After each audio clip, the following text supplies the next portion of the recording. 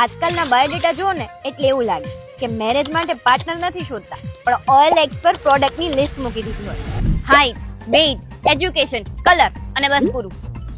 અરે ભાઈ, હાઈટ 5.4 છે, પણ પેશન્સ લેવલ કેટલું છે એ કોણ કહે છે? વેઇટ ભલે ગમે તેટલું હોય, પણ જવાબદારીનું વજન ઉપાડી શકશે કે નહીં એ ક્યાંય લખેલું છે? એજ્યુકેશનમાં તો ગ્રેજ્યુએટ છે, પણ ડિસ્કશન કરશે કે પછી ડાયરેક્ટ બ્લોક? એટલે હવે બાયોડેટામાં આવું પણ હોવું જોઈએ.